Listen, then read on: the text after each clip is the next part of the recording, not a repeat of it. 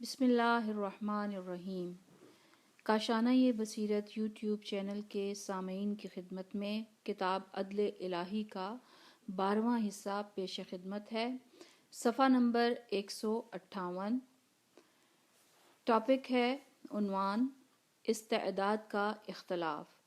جیسے کہ ہم نے گزشتہ سطور میں کہا کہ کبھی کبھی انسانی معاشرے میں جز اور کل کے درمیان ایک تصادم و تزاحم کی کیفیت پیدا ہو جاتی ہے، یعنی اجتماعی مصلحتوں کے پیش نظر کسی فرد کا اپنے حقوق سے محروم ہو جانا ضروری ہو جاتا ہے۔ لیکن کائنات کے طبیعی نظاموں میں ایسا نہیں۔ ان نظاموں میں کائنات کو دیدہ زیب و خوشنما کرنے کی خاطر کسی بھی جز یا فرد پر ظلم نہیں کیا گیا ہے۔ تیسرے حصے میں تفاوتات کا راز کے تحت عنوان جو وضاحت ہم نے پیش کی اس سے یہ بات سامنے آئی کہ وہ اختلافات و تفاوتات جنہوں نے اس کائنات کو ایک خوبصورت و دلفریب تصویر میں تبدیل کر دیا ہے، موجودات کی ذات میں ہیں۔ عالم خلقت کے موجودات کا محل وقوع اور ان کا وجودی مرتبہ سماجی عہدوں کی مانند نہیں کہ جنہیں ان کی جگہ سے ہٹایا جا سکے۔ موجودات کا مرتبہ یہ وجودی جیومیٹری کی شکلوں کی مانند ہے، ان کی ذات اور حقیقت کا حصہ ہے۔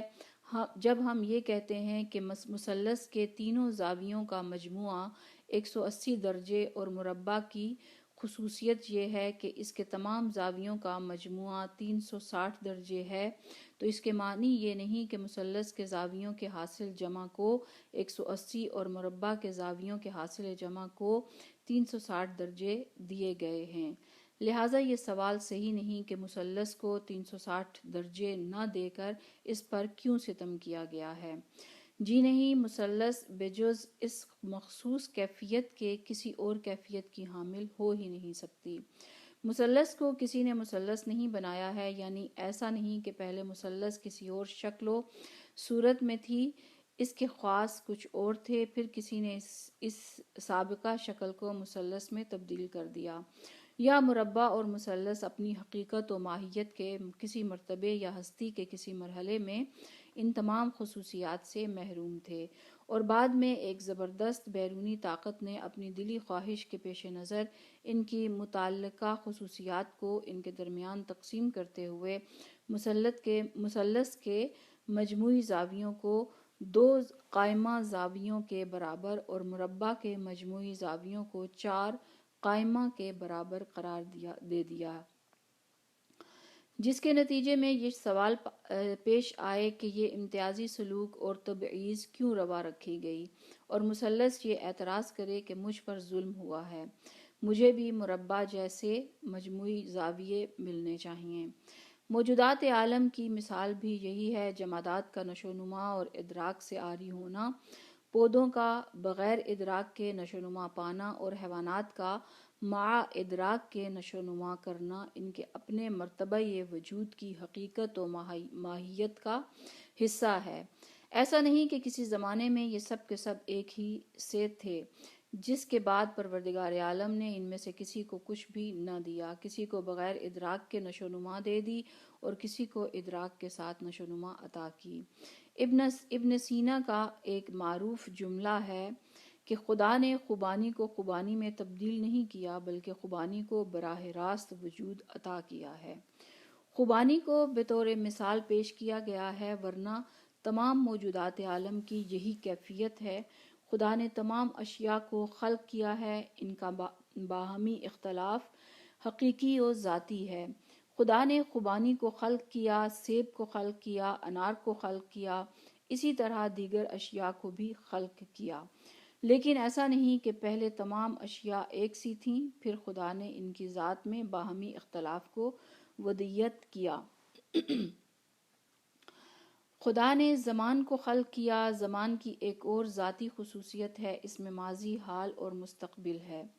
خدا نے زمان کیوں کر خلق کیا؟ کیا ابتدا میں خدا نے زمان کو ایک دھاگے کے گولے کی شکل کی مانند مجموعی شکل میں خلق کیا، جس کے تمام افراد ایک دوسرے سے چسپاں تھے، اور پھر اس گولے کو کھولتے ہوئے موجودہ کیفیت میں لے آیا ہے۔ اسی طرح جسم کی مثال لے لیجئے۔ جسم کی تخلیق اس کی معین شکل، طول، عرض، حجم اور تقدم و تأخر کے عیناً مترادف ہے، اور جس کی تخلیق اس کے طول و عرض اور حجم کی تخلیق کا دوسرا نام ہے۔ قرآن کریم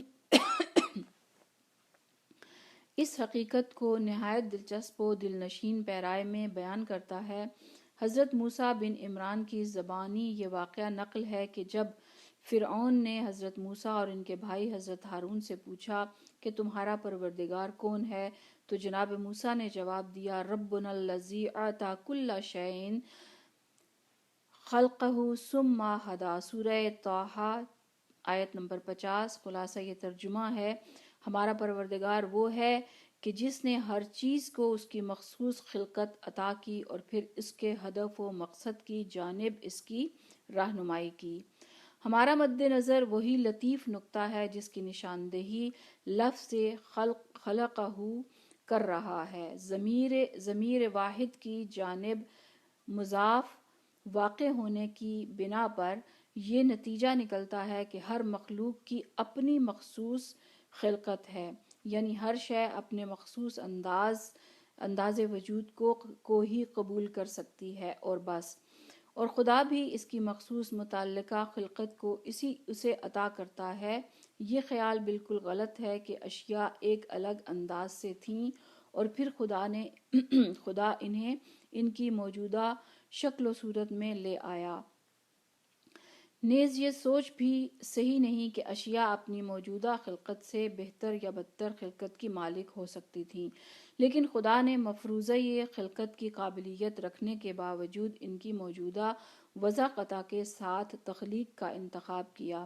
حقیقت یہ ہے کہ موجودہ وضع و قطع سے بہتر کائنات کی تخلیق ممکن ہی نہ تھی۔ اجزائے کائنات کے ہر جز کے لیے جس معین خلقت کا امکان تھا، پروردگار عالم نے اسے وہی خلقت عطا کی۔ قرآن کریم نے اس بات کو نہایت بلند و دلنشیں پیرائے میں بصورت تمثیل بیان کیا ہے۔ قرآن کریم اونچائی پر برسنے والی بارش کی مثال دیتا ہے جو دھیرے دھیرے سیلاب میں تبدیل ہو جاتی ہے، اور پھر یہی سیلابی پانی مختلف دریاؤں، نہروں اور ندی نالوں میں بہہ کر آ جاتا ہے۔ ارشاد ہوتا ہے، انزل من السماء ماء فسالت اودیۃ بقدرہ۔ سورہ رعد آیت نمبر 17۔ خلاصہ یہ ترجمہ، خدا نے آسمان سے پانی نازل کیا اور ہر وادی کی اپنی مقدار کے مطابق اس میں پانی بہہ آیا، یعنی رحمت الہی نے کسی بھی مستعد باصلاحیت موجود کو محروم نہیں رکھا۔ اختلاف صرف مخلوقات کے ظرف اور ان کی استعداد میں ہے۔ یہ صلاحیتیں مختلف ہیں، ہر ظرف اپنی گنجائش کے مطابق رحمت الہی سے لبریز ہوتا ہے۔ یہ وہی نکتہ ہے جس کی نشاندہی ہم نے تفاوتات کا راز کے تحت عنوان کی۔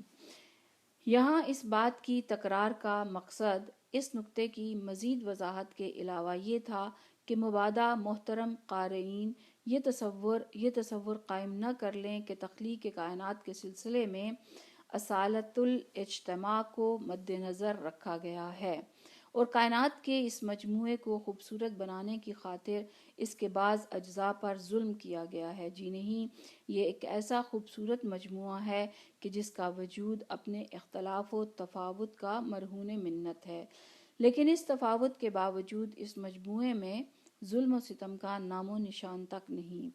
اجتماع کی مصلحت اور افراد کے حقوق دونوں کا خیال رکھا گیا ہے۔ ان حضرات کا جواب جنہوں نے اعتراض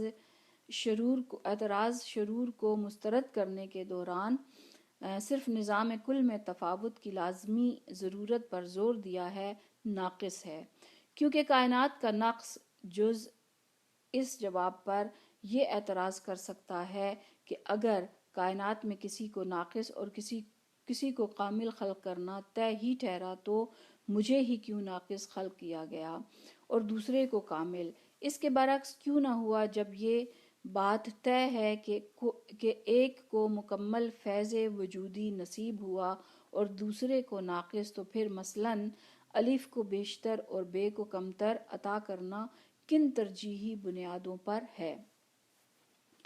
لہٰذا صرف یہ کہہ دینا کہ کائنات کے مجموعی نظام میں خوبصورت کا بدصورت کے ساتھ اور کامل کا ناقص کے ساتھ ہونا ضروری ہے، مشکل کو حل نہیں کر سکتا، بلکہ مذکورہ جواب کے ساتھ اس نقطے کا اضافہ کرنا پڑے گا کہ اس اختلاف کے باوجود کائنات کے ہر موجود اور ہر جز کو جو ممکنہ فیض وجودی اور حق ملنا تھا وہ اس نے وصول کر لیا ہے۔ بالفاظ دیگر شرور اور برائیوں کے جس فائدے، مصلحت اور حکمت کا بار بار ذکر کیا جا رہا ہے وہ سب اس حقیقت کے ادراک پر متوقف ہیں کہ ہم علل و معلولات اور اسباب و مسببات کے باہمی رابطے کو سمجھ لیں، نیز اس امر کو بھی جان لیں کہ مقدمات کا نتائج سے غایات کا مغنا سے رابطہ ایک لازمی و ضروری رابطہ ہونے کے ساتھ ساتھ ناقابل تغیر سنن الہی میں سے ہے۔ مصائب آرام و آسائش کی ماں۔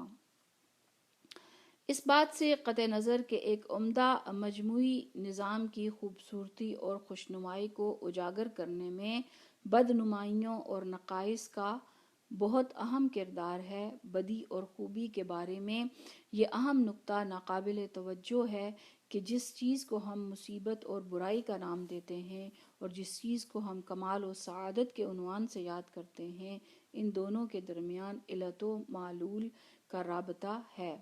آفات و نقائص خوبیوں کی ماں اور ان کی پیدائش کا سبب ہیں۔ یہ برائیوں کا تیسرا مثبت اثر ہے۔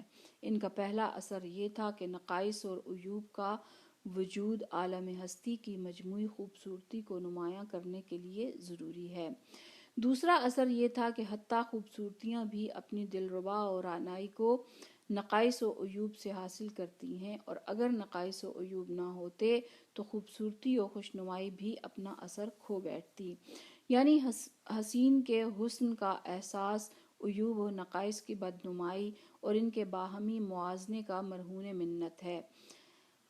اب ہم نقائص و عیوب اور مشکلات کے تیسرے مثبت اثر کی اس نکتے کے ضمن میں وضاحت کریں گے کہ نقائص و عیوب خوبصورتیوں کا پیش خیمہ، ان کی جلوہ آرائی اور اظہار کا باعث ہے۔ اطمینان خاطر اور آرام و آسائش بطن مشکلات و مصائب ہی سے متولد ہوتے ہیں، بالکل اسی طرح جیسے کبھی کبھی آرام و آسائش کے رحم میں مشکلات اور صعوبتیں پروان چڑھتی ہیں، اور یہی اس کائنات کا ترکیبی عنصر ہے۔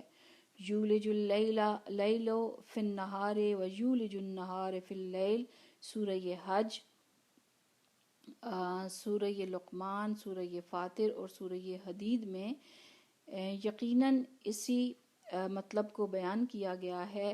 خلاصہ یہ ترجمہ یہ ہے کہ خدا دن کے بطن میں رات کو داخل کرتا ہے اور دن کو رات کے بطن میں داخل کرتا ہے۔ ایک مشہور کہاوت ہے کہ شب تاریک کے آخر میں صبح کی سفیدی ہے۔ یہ کہاوت رنج و مصائب کے تحمل اور آرام و آسائش کے مابین قطعی ملازمے کو بیان کر رہی ہے۔ گویا سفیدیاں سیاہیوں سے متولد ہوتی ہیں، بلکہ اسی طرح جیسے سفیدیاں انحرافی حالات کا شکار ہونے کی صورت میں سیاہیوں کی پیدائش کا باعث ہو جاتی ہیں۔ 19ویں صدی کے مشہور جرمن فلسفی ہیگل نے اسی سلسلے میں ایک اہم اور قابل غور بات کہی ہے۔ کہتا ہے کہ تنازعہ اور شر کا تعلق خیالی دنیا سے نہیں، بلکہ یہ بالکل واقعی اور حقیقی امور ہیں، اور حکمت کی نظر میں خیر و تکامل کے مراحل میں سے ہیں۔ تنازع ترقی کا لائحہ عمل ہے۔ انسانی صفات و خصوصیات انتشار اور دنیا کی تہوبالا ہونے کی صورت میں ہی پروان چڑھتی ہیں۔ تکلیف، ذمہ داری اور اضطرار کے سائے میں ہی انسان اپنے عروج کے آخری مرحلے تک پہنچتا ہے۔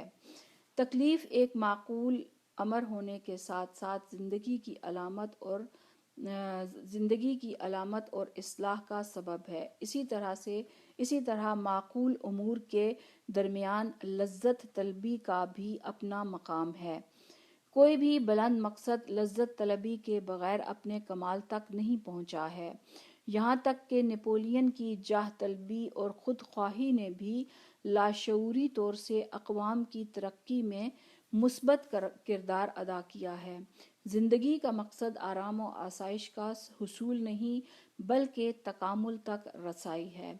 تاریخ عالم آرام و آسائش کے منظر کو پیش نہیں کرتی۔ آرام و آسائش کے ادوار تاریخ کے بے رونق ایام کا آئینہ ہیں، کیونکہ یہ ایام باہمی موافقت کا منظر دکھلاتے ہیں اور ایسی بوجھل رضامندی اور خوشحالی ایک مرد کے شایان شان نہیں۔ حقیقی معنوں میں تاریخ اس وقت تشکیل پائی کہ جب عالم حقیقت کے تناقض بشر کی ترقی و تکامل کے سائے میں حل ہو گئے۔ قرآن کریم مشکلات اور آسائش کے باہمی ملازمے کو بیان کرتے ہوئے فرماتا ہے فَإِنَّ مَعَ الْعُسْرِ يُسْرًا إِنَّ مَعَ الْعُسْرِ يُسْرًا سورہ انشراح آیت نمبر 5 اور 6۔ خلاصہ یہ ترجمہ، پس یقیناً مشکل کے ساتھ ایک آسائش ہے، یقیناً مشکل کے ساتھ ایک آسانی ہے۔ یہ ارشاد نہیں ہو رہا کہ مشکل کے بعد آرام و آسانی ہے، بلکہ قرآن کے الفاظ یہ ہیں کہ مشکل کے ہمراہ آرام و آسانی ہے، یعنی آرام و آسائش مشکلات کے بطن میں مخفی اور ان کے ہمراہ ہیں۔ اور بقول مولانا روم، زندگی در مردن و در محنت است، آب حیوان در درون ظلمت است۔ زندگی موت اور تکلیف میں مخفی ہے، آب حیات اندھیروں کے درمیان ہے۔ مذکورہ بالا آیت میں مخفی دل نشین نکتے کو سمجھنے کے لیے پورے سورے کو نقل کرنا ضروری ہے۔ بسم اللہ الرحمن الرحیم۔ الم نشرح لک صدرک ووضعنا عنک وزرک الذی انقض ظہرک ورفعنا لک ذکرک فإن مع العسر یسرا ان مع العسر یسرا فإذا فرغت فانصب وإلی ربک فارغب۔ روئے سخن رسول اکرم صلی اللہ علیہ وآلہ وسلم کی جانب ہے۔ یہ سورہ آپ ہی کی ذات گرامی سے مخصوص ہے۔ خلاصہ یہ ترجمہ، شروع خدا کے نام سے جو رحمان و رحیم ہے۔ کیا ہم نے تمہارے سینے کو کشادہ نہیں کیا؟ وہ بوجھ جس نے تمہاری کمر کو جھکا دیا تھا، کیا ہم نے تم پر سے نہیں اٹھایا؟ کیا ہم نے تمہارے ذکر کو رفیع نہیں کیا؟ یقیناً مشکل کے ساتھ آسانی ہے، ضرور مشکل کے ساتھ آسانی ہے۔ پس جب تم فراغت پالو تو نصب کر دو اور اپنے رب کی جانب راغب رہو۔ یہ سورہ نہایت محبت آمیز لہجے میں مختلف ناگوار حالات کے پیش آنے کی وجہ سے رسول اکرم صلی اللہ علیہ وآلہ وسلم کے غمگین دل کو تسلی دے رہا ہے۔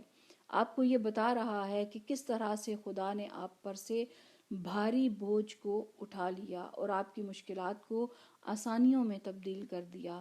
اس کے بعد گزشتہ واقعات و تجربات سے نتیجہ اخذ کرتے ہوئے اعلان کرتا ہے، پس مشکل کے ساتھ ایک آسانی ہے، یعنی بوجھ کو ہم نے تم پر سے اٹھا لیا اور تمہارے نام کو اونچا کیا اور تمہیں حلم و بردباری عطا کی، لہٰذا ان تمام باتوں سے اب یہ نتیجہ اخذ کرو کہ یقیناً ہر مشکل کے ساتھ ایک آسانی ہے، اور اس کے بعد اس نتیجے کی تاکید کے لیے اس کو دہرا رہا ہے کہ ہاں، ہر مشکل کے ساتھ ایک آسانی ہے۔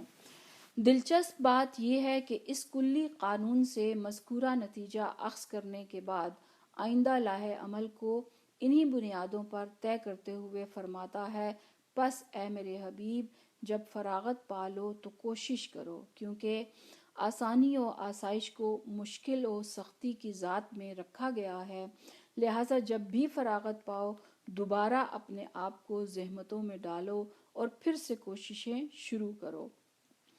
زندہ موجودات مخصوصاً انسان کی خصوصیات میں سے ہے کہ مشکلات اور پریشانیاں اس کی ترقی و کمال کا پیش خیمہ ہیں۔ یہ جمادات ہیں کہ جنہیں چوٹیں نابود اور ان کی طاقت کو کم کر دیتی ہیں، لیکن جاندار مخلوقات کو مضبوط کرتے ہوئے ان کے جوش و جذبے میں اضافے کا باعث بن جاتی ہیں۔ مصائب و تکالیف انسانی تکامل کے لیے ضروری ہیں۔ اگر رنج و محن نہ ہو تو انسان تباہی کا شکار ہو جاتا ہے۔ ارشاد پروردگار ہے لَقَدْ خَلَقْنَا الْإِنسَانَ فِي كَبَدٍ، سورہ بلد آیت نمبر 4۔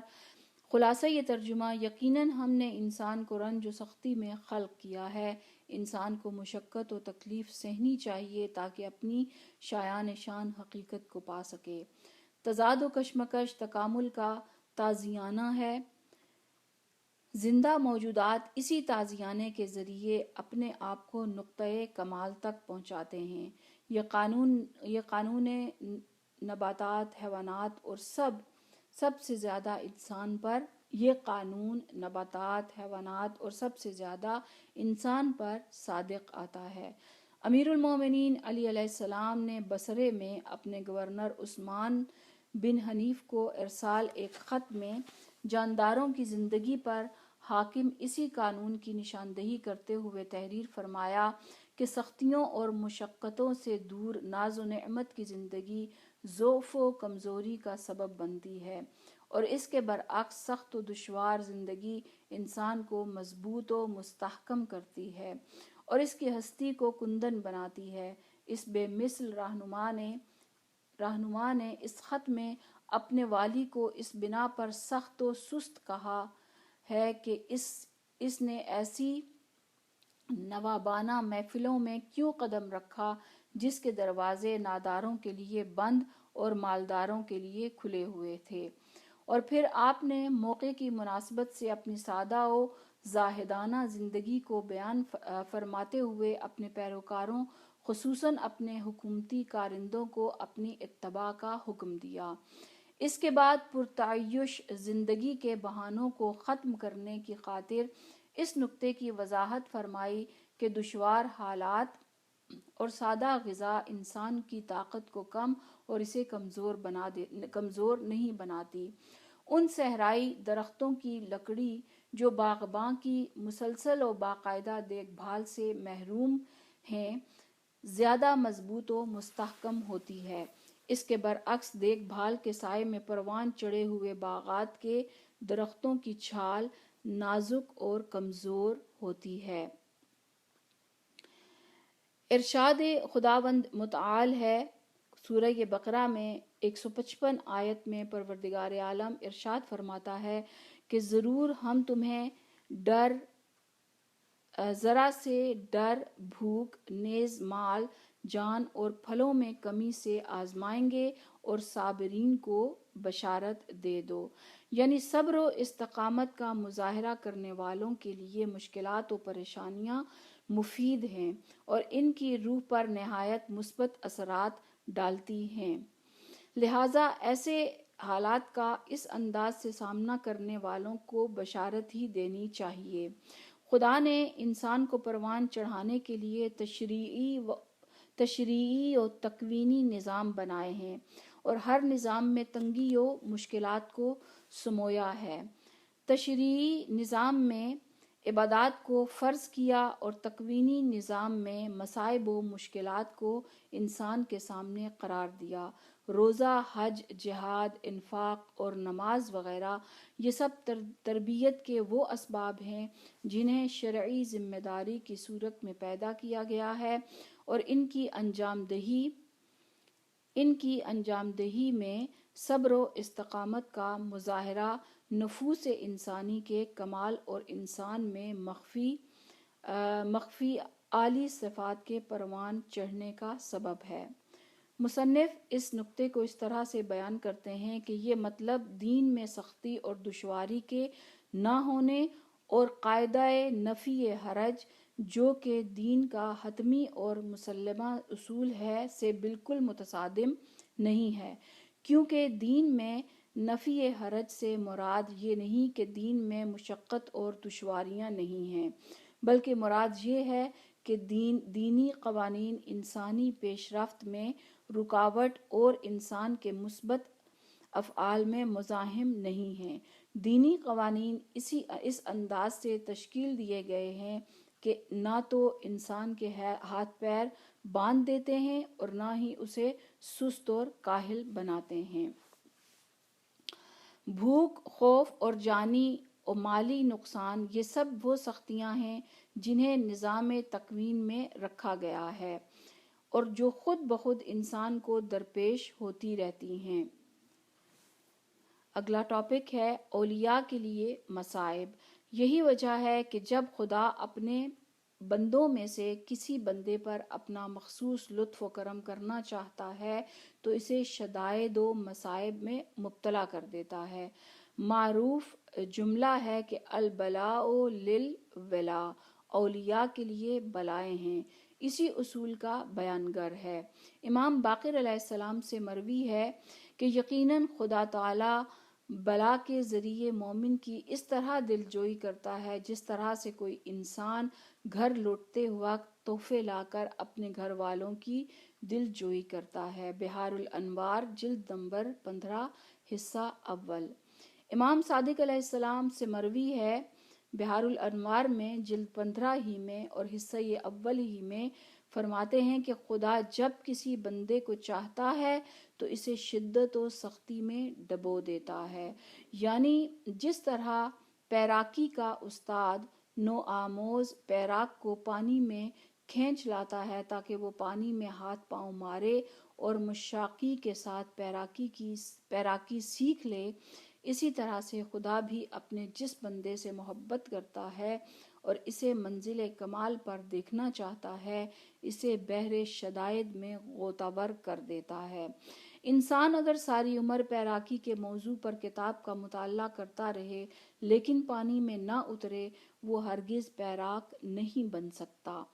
انسان اسی وقت پیراکی سیکھ سکتا ہے کہ جب پانی میں اتر آئے اور ڈوبنے سے بچنے کی مشق کرے، اور یہی نہیں بلکہ کبھی کبھی تو ہاتھ پاؤں کی سست حرکات کے نتیجے میں ڈوبنے کے خطرے کو اپنے سامنے پائے انسان مشکلات کا سامنا کر کے ہی انہیں شکست دے سکتا ہے اور مشقتوں کو جھیل کر ہی پختہ ہوتا ہے۔ ماہرین نے بعض پرندوں کے بارے میں یہ لکھا ہے کہ جب ان کے بچوں کے پر نکلتے ہیں تو وہ ان کو پرواز سکھانے کی خاطر گھونسلے سے باہر لا کر اچانک بیچ آسمان میں چھوڑ دیتے ہیں۔ نو آموز بچہ یقیناً اپنی تگ و دو میں لگ جاتا ہے، پھڑپھڑاتے ہوئے پر مارتا ہے، یہاں تک کہ جب تھکن سے چور ہو کر گرنے لگتا ہے تو اس وقت رحم دل ماں اس کی تھکن مٹانے کی خاطر اسے اپنے پروں پر لے لیتی ہے۔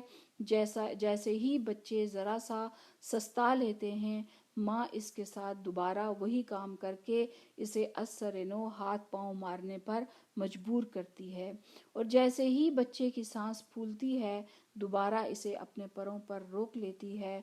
ماں یہ عمل پے در پے اتنا دہراتی ہے کہ بچہ پرواز کرنا سیکھ لیتا ہے۔ پیغمبر اکرم صلی اللہ علیہ وآلہ وسلم کسی مسلمان کے گھر دعوت میں تشریف لے گئے۔ گھر میں داخل ہوتے وقت آپ نے دیکھا کہ ایک مرغی نے دیوار پر انڈا دیا ہے۔ وہ انڈا دیوار سے زمین پر آ گرا لیکن ٹوٹا نہیں۔ آپ کو حیرت ہوئی۔ صاحب خانہ سے پوچھا کیا آپ کو حیرت ہوئی؟ قسم ہے اس خدا کی جس نے آپ کو مبعوث کیا، مجھے آج تک کوئی نقصان نہیں پہنچا ہے۔ آپ وہاں سے اٹھے اور گھر سے باہر تشریف لے آئے اور فرمایا جو ہرگز کوئی پریشانی نہ اٹھائے خدا کا لطف اس کے شامل حال نہیں ہے۔ امام صادق علیہ السلام سے مروی ہے بحار الانوار جلد 15 حصہ اول، سب سے زیادہ مصائب انبیاء کو درپیش ہوتے ہیں اور ان کے بعد ان لوگوں کو جو انبیاء کے بعد والے مرتبے میں ہیں، اور پھر اسی ترتیب سے جس کی فضیلت زیادہ ہے اسے، اور اسی طرح بلاؤں کا یہ سلسلہ درجہ بدرجہ چلتا رہتا ہے۔ کتب احادیث میں ایک باب ہے جس میں امیر المومنین اور ان کی نسل سے دیگر معصومین علیہم السلام کو درپیش مصائب کی شدت کا ذکر کیا گیا ہے۔ بظاہر قہر کا مظہر دکھائی دینے والے ابتلاءات و مصائب حقیقتاً خدا کے دوستوں کے لطف الہی ہیں، بلکہ اسی طرح جیسے نعمتیں اور آسائشیں گمراہوں اور خدا کی عنایت سے محروم افراد کے لیے عذاب و عقاب ہیں، لیکن نعمت اور لطف کے پس پردہ قہر کی صورت میں